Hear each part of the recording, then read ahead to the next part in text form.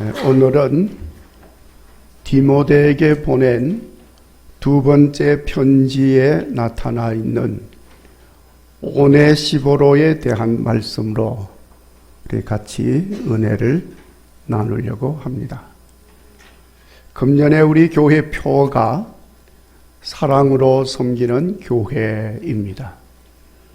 그리고 사랑으로 섬기는 교회가 되기 위해서 실천 목표로 우리 하나님 사랑으로 예수님 희생의 마음으로 성령님의 은사들로 섬기자 하고 정했어요.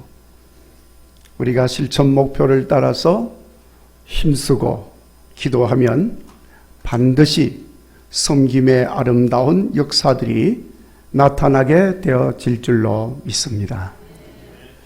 여러분, 성경에 보시면은 섬김의 삶을 산 많은 믿음의 사람들이 증거되고 있습니다. 그 중에 사도 바울의 훌륭한 협력자요 동력자인 오네시보로라고 하는 사람이 있습니다.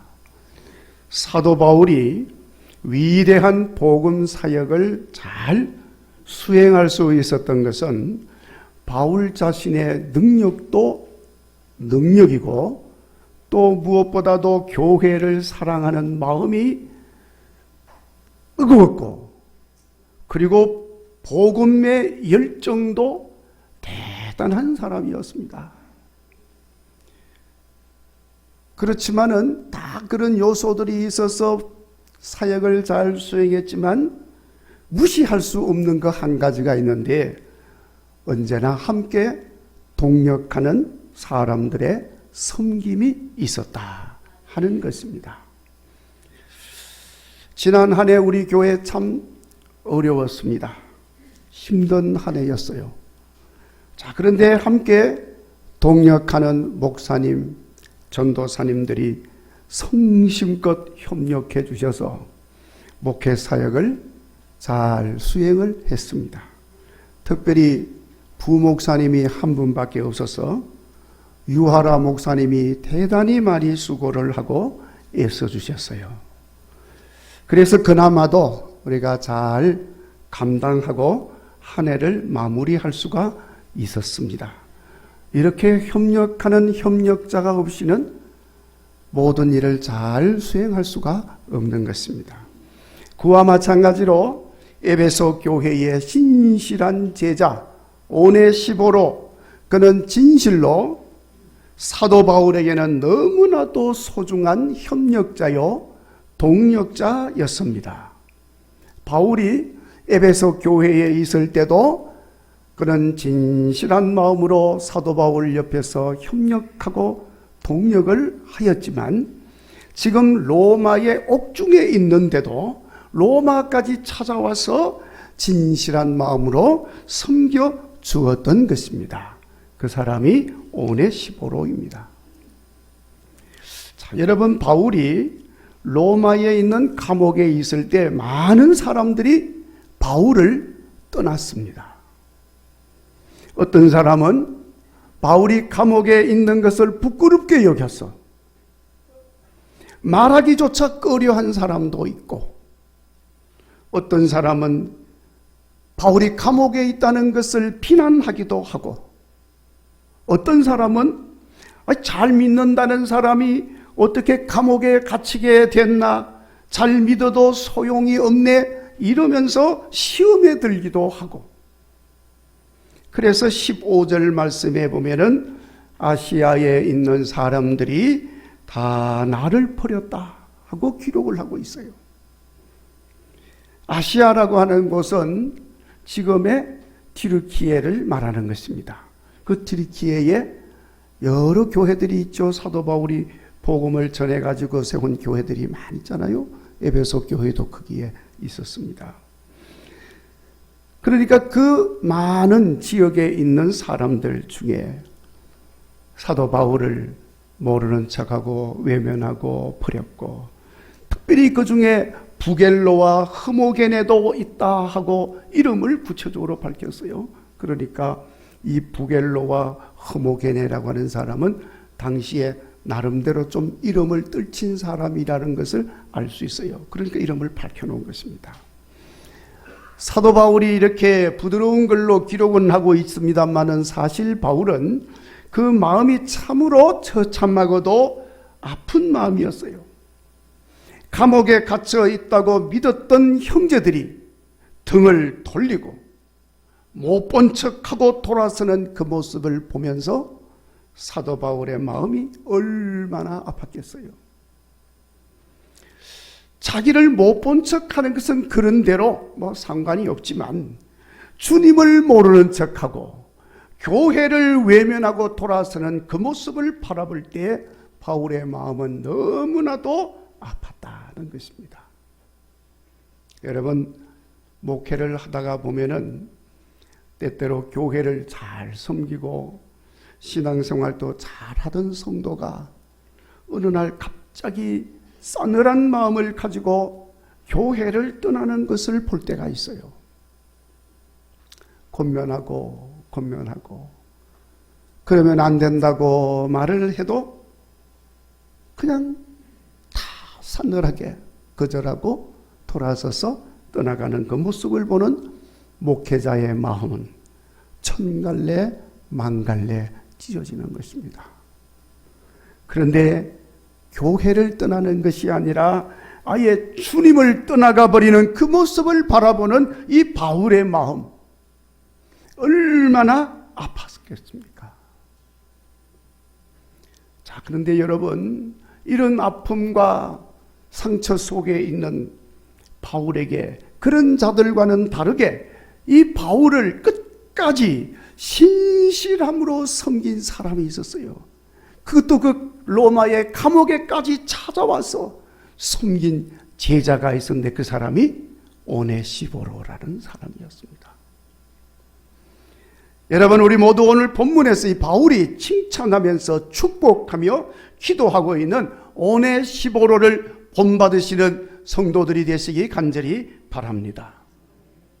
여러분, 이 오네시보로라고 하는 사람은 16절에 보면은 바울을 자주 격려해 주었다 그랬습니다.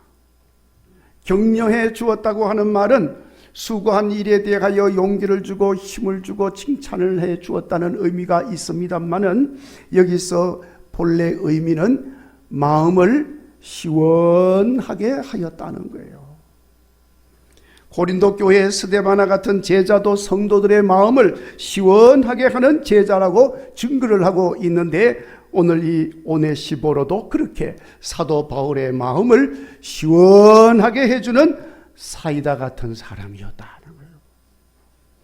여러분, 우리 국일교회 성도 여러분들 마음을 시원하게 해주는 성도가 되시기를 바랍니다. 낙심이 되어 있다가도 오네시보로를 보면 힘이 솟아나고 마음이 아픈 가운데에서도 오네시보로를 보게 되면 낫게 되고 하여튼 오네시보로를 보면은 왠지 모르게 기분이 좋아지고 기쁨이 생겨나고 희망이 솟아나고 용기가 생겨나고 마치 예수님을 만난 것 같은 기분이 들었다 그 말이에요. 바울에게 있어서 오네시보로는 그런 사람이었습니다. 그리고 16절에 보면은 오네시보로는 사도 바울이 사슬에 매인 걸 부끄러워하지 않았다. 사슬에 매였다는 말은 죄수가 되어서 감옥에 갇혔다는 것을 말하는 것입니다. 그러니까 오네시보로는 아시아의 성도들과는 다르게 사도 바울이 죄수가 되어서 로마의 감옥에 갇혀 있는 걸 조금도 부끄럽게 여기지 않았다는 것입니다. 오히려 그것을 더 귀하게 본 사람이었어요. 그리스도의 복음을 위하여, 주의 이름을 위하여, 영혼 구원을 위하여서 힘쓰고 애쓰기 위해서 스스로 죄수 아닌 죄수가 되어서 로마에 온 사람인 것을 오네시보로는 너무나도 잘 알고 있었습니다. 그러니까 그의 신분이 졸지에 죄수가 되었고 바울의 위치가 졸지에 아무것도 할 수 없는 무능한 처지가 되어 쓸모없는 것처럼 보여졌지만은 오네시보로는 바울의 능력을 여전히 존중히 여기는 삶을 살았던 것입니다. 그렇게 외형과 환경을 보지 아니하고 변함없이 신실하게 사도 바울을 섬긴 사람이 오네시보로였습니다. 그리고 17절에 보면은 오네시보로는 로마에 있을 때 부지런히 나를 찾아와 만났음이라고 말씀을 하고 있습니다. 오네시보로는 18절에 에베소 교회에서 많이 봉사한 것을 내가 잘 아느니라 하고 디모데에게 말을 했습니다마는, 그걸 보면 오네시보로는 에베소 교회의 신실한 일꾼이요 제자인 것을 알 수가 있습니다. 그런데 이 오네시보로가 그 에베소에서 바울을 만나기 위하여 로마까지 왔다는 거예요. 지금은 비행기 타면 금방 갈 수 있을지 모르지만은, 여러분 당시에는 그 에베소에서 로마까지 배를 타고 가야 되는데, 배를 타고 가면은 몇 달이 걸리는 거리였습니다. 그런데 그 먼 길을 멀다 하지 아니하고 찾아가서 바울을 격려하고 위로하고 함께한 오네시보로였습니다. 그러니 여러분, 오네시보로의 섬김이 얼마나 귀한 섬김이었는지를 알 수가 있습니다. 오늘 바울이 밝히는 바 이 오네시보로의 아름다운 섬김의 모습을 잘 본받을 수 있게 되기를 바랍니다. 자, 그런데 여러분, 오늘 이 본문 말씀에 오네시보로를 통하여서 특별한 섬김의 모습을 우리가 발견할 수가 있습니다. 그것은 바로 그 오네시보로의 섬김에는 말이 없었다는 거예요. 말이 없었다.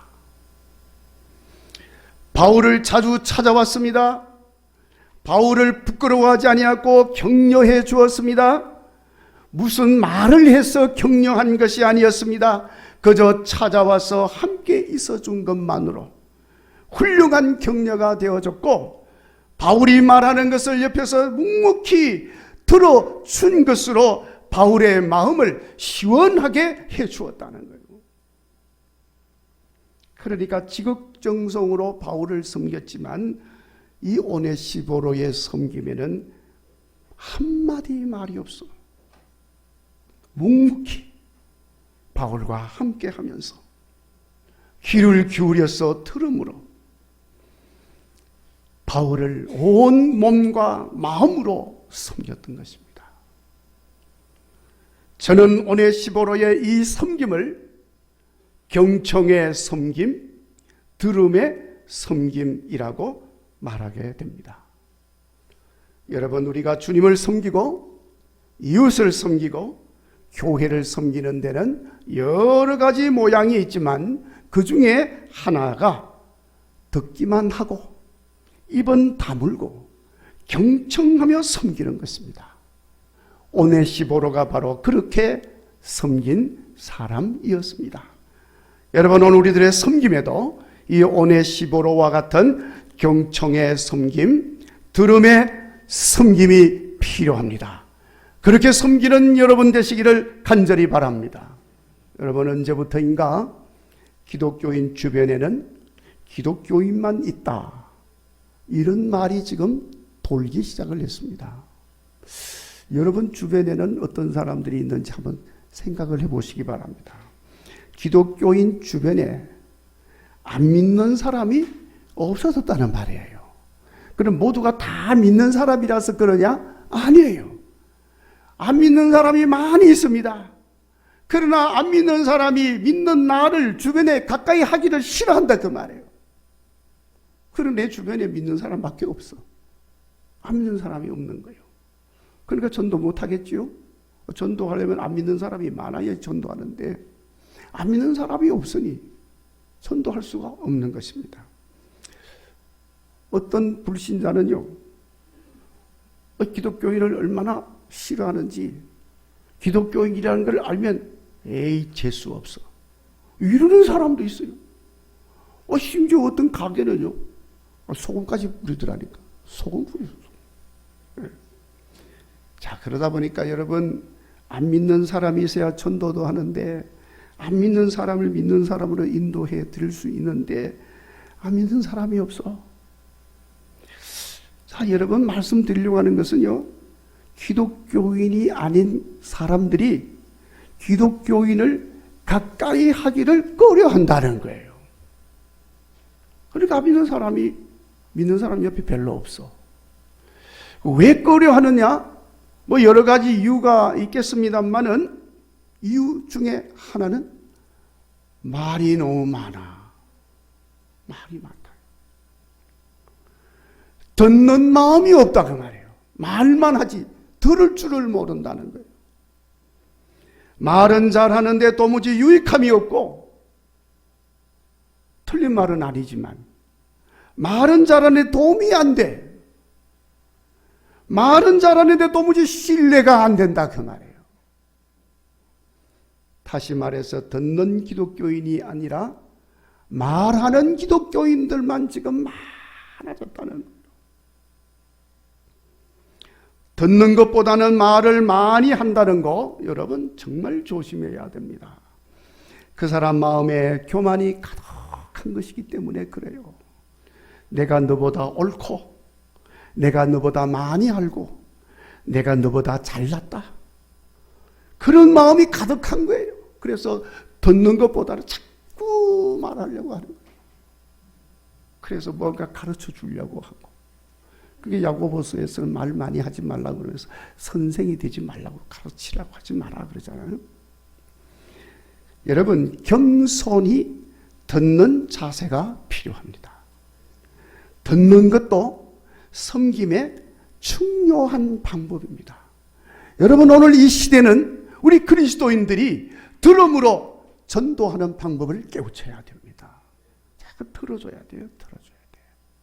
전에는요, 우리 기독교가 조금 교세가 약할 때, 그 믿는 사람들이 어디 가서 티도 내지도 못하고 말도 잘 하지를 못했어요. 그러면서 안 믿는 사람들하고 섞여 있으면 대체로 듣는 입장에 많이 있었습니다. 그렇게 하다가 다 듣고 난 뒤에 그것도 작은 소리로 예수님 믿으면 구원받습니다 한마디만 하고 가는 거야. 그러면 여러분, 그 말 한마디가요, 그 듣는 사람의 마음을 활짝 열어놓는 거예요. 그래서 따라서 예배당에 나와서 믿는 사람이 되는 경우가 많이 있었어요. 그러나 지금은 그렇지가 못해. 다른 사람 말에는 관심이 없어. 자기 말만 하는 거예요. 전도 훈련을 얼마나 잘 받았는지, 예수님 믿으면 이렇게 좋고 저렇게 좋고, 내가 예수 믿으니까 이렇게 좋고 저렇게 복을 받고, 그러니까 당신도 예수님 믿고 어쩌고 저쩌고, 뭐 끝이 없어. 그러는 사이에 그만 듣는 사람이 슬그머니 자리를 떠나버리고 없어졌어. 그리고 다음에는 가까이 안 오는 거예요. 전도도 이제는 들어주는 전도가 필요합니다. 듣는 자세가 되어야 돼요. 여러분, 우리가 섬기되 먼저 듣는 마음으로 경청함으로 섬기는 것을 배울 수 있게 되기를 바랍니다. 이것이 바로 오늘 오네시보로를 통해서 우리가 배울 수 있는 내용인 것입니다. 여러분, 경청이라고 하는 말은 기울일 경자, 청자라고 하는 것은 들을 청자죠.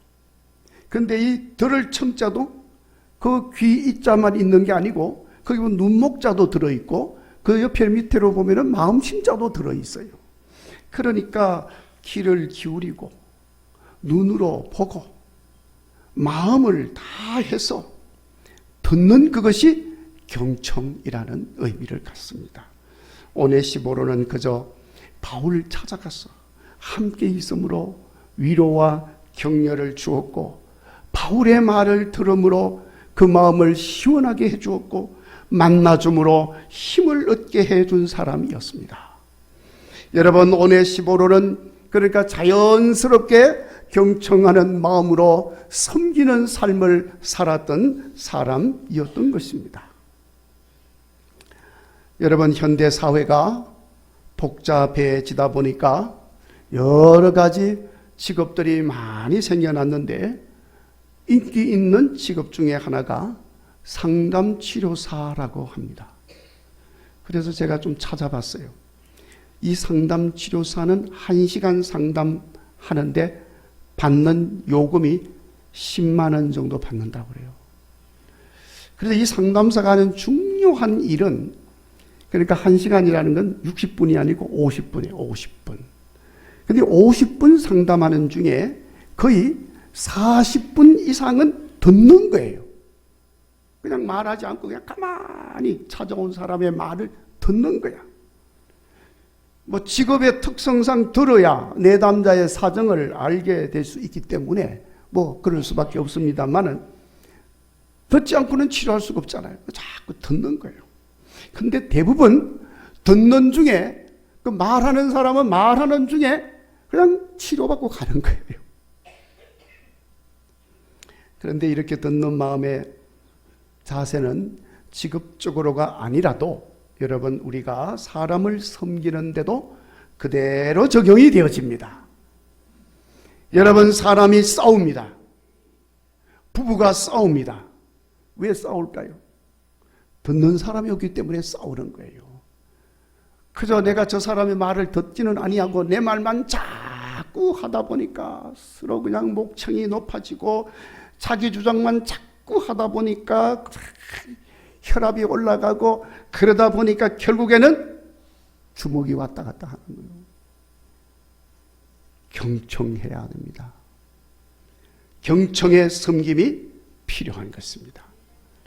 여러분, 사람의 말도 잘 듣는 데서부터 성공적인 삶이 시작이 되는데, 하물며 하나님의 말씀에 대해서는 더더구나 두말할 것도 없이 잘 들어야 할 줄로 믿습니다. 여러분, 하나님 잘 섬긴다는 게 뭐예요? 잘 들어야 돼. 하나님 말씀 잘 듣는 겁니다. 하나님 말씀을 잘 듣는 것은 성공적인 신앙생활의 시작입니다. 그래서 우리 하나님께서도 말씀하셨습니다. 이스라엘아, 들으라. 들으라고 말씀하고 있는 것입니다.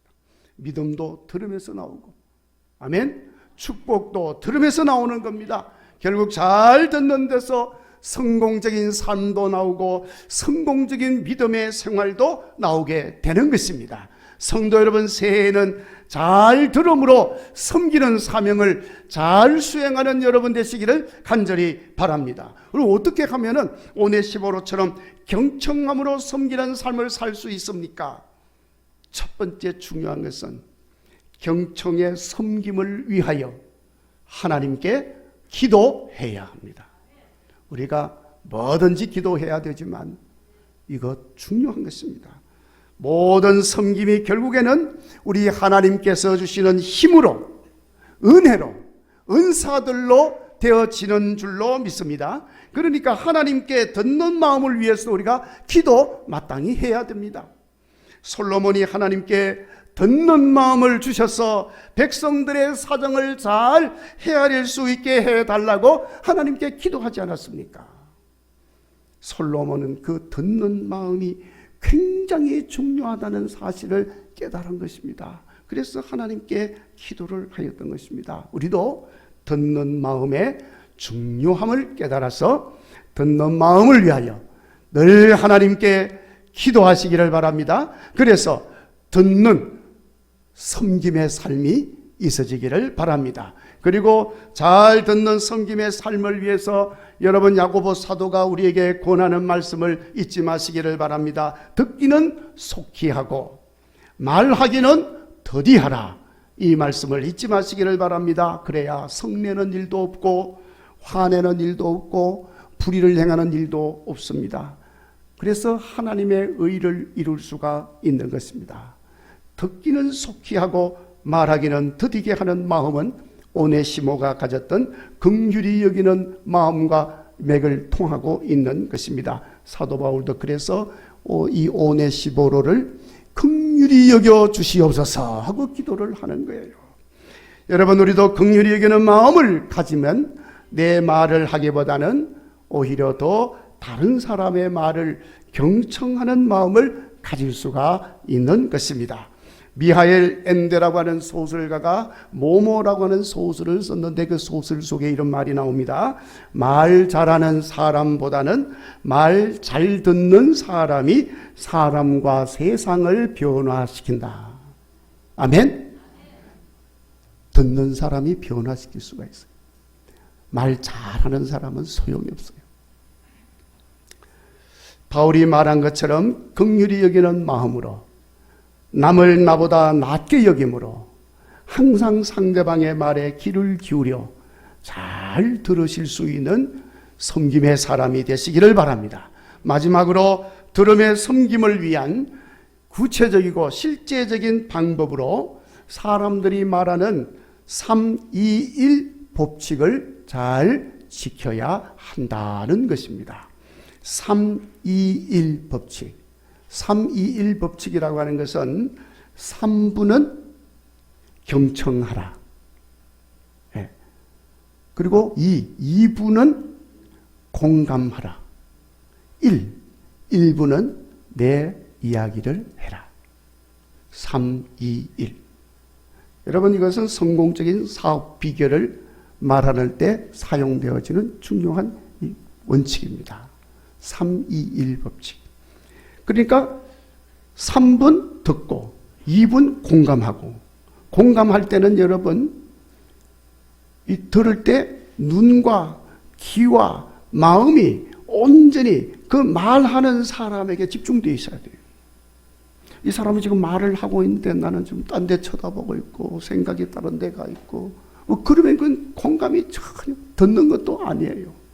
그러니까 들을 때는 공감하면서 가끔 말을 하면서 예, 그렇군요. 고개도 끄덕끄덕 하면서 공감을 하라는 거예요.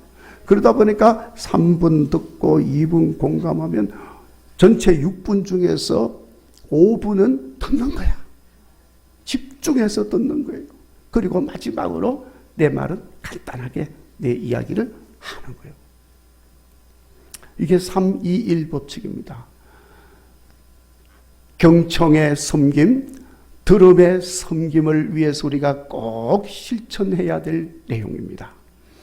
이러한 방법들을 참고하셔서 오네시보로를 본받아 가지고 경청의 섬김으로 섬기시다가 오네시보로 긍휼히 여김을 받는 은혜를 받았던 것처럼 우리도 긍휼의 은혜와 복을 받으시기를 바라고, 경청의 섬김으로 다른 사람들의 마음을 시원하게 만들고 힘도 주고 용기도 주고 하나님 영광도 드러내는 복된 성도들의 섬김이 삶이 되시기를 주의 이름으로 축원합니다.